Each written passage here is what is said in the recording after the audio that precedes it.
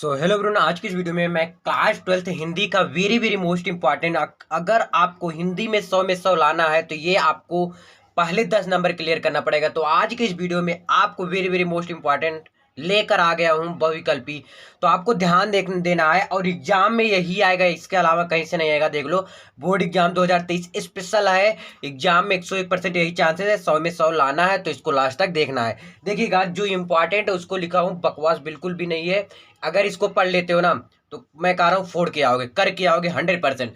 देखिएगा, पहला क्वेश्चन है, ब्राह्मण पत्र के संपादक है। ब्राह्मण पत्र के, तो भाई देखिए ध्यान से समझिए, तो ब्राह्मण पत्र के संपादक है तो आई थिंक ब्राह्मण ही होंगे।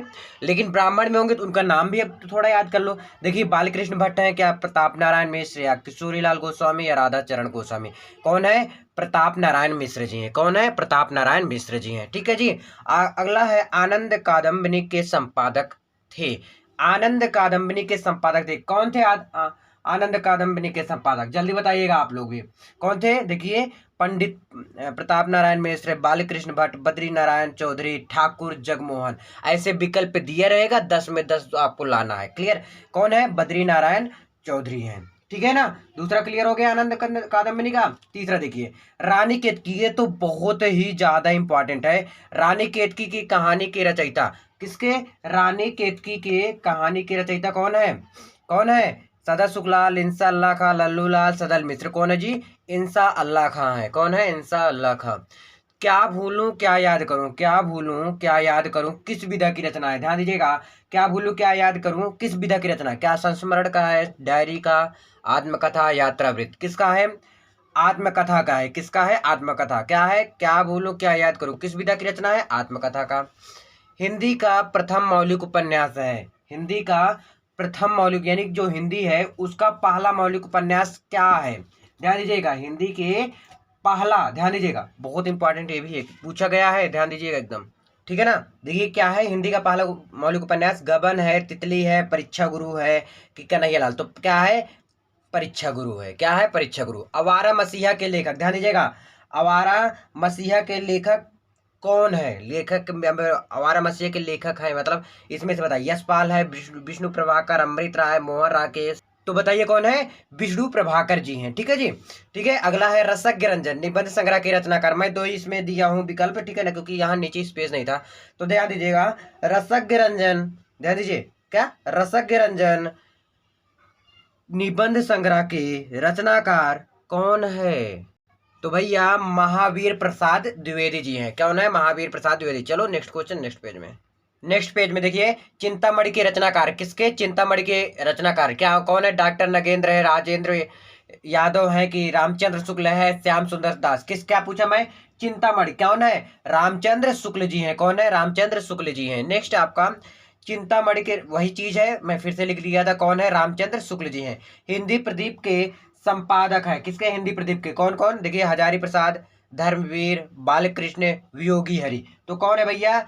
बालकृष्ण भट्ट जी है। किसके? हिंदी प्रदीप के संपादक। कौन है? बालकृष्ण भट्ट जी है। अगला है, कवि वचन सुधा पत्रिका के संपादक थे। किसके? कवि वचन सुधा के संपादक थे। कौन है? बालकृष्ण भट्ट है, बाल मुकुंद है, भारतेंदु हरिश्चंद्र जी हैं, प्रताप नारायण मिश्र जी हैं। बताइए कौन है? कौन है? भारतेंदु हरिश्चंद्र जी हैं। कवि वचन सुधा पत्रिका के संपादक थे। कौन थे? भारतेंदु हरिश्चंद्र जी थे। निंदा रस रचना है, यानी जो निंदा रस है वो किसकी रचना है?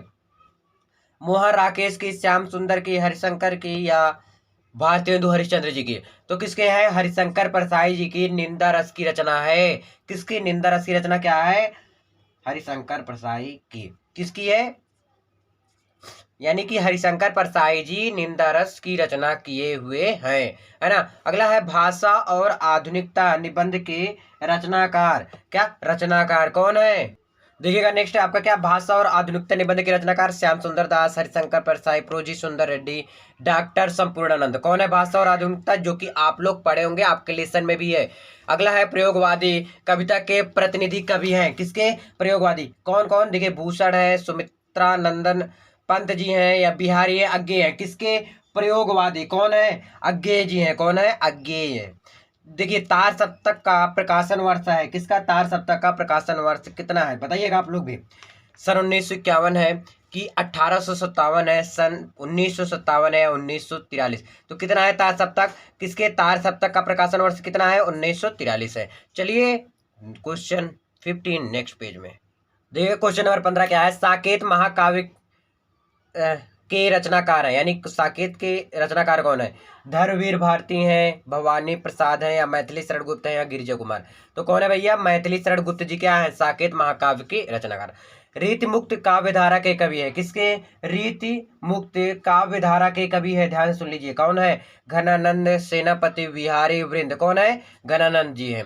सुमित्रा नंदन पंत को किसी रचना पर किस रचना पर होगा, किस रचना पर ज्ञानपीठ पुरस्कार मिला। देखिए इतने सुमित्रा नंदन पंत जी है, बहुत रचनाएं की हैं, लेकिन ये पूछा गया है कौन सी रचना पर इनको क्या मिला, ज्ञानपीठ पुरस्कार मिला। कौन, लोकायतन, युगांत, कला और बूढ़ा चांद, चिदम्बरा। तो चिदम्बरा पे इनको क्या मिला, ज्ञानपीठ पुरस्कार। ये सारा ही जितना भी ये रचना है सुमित्रा नंदन पंत जी का है।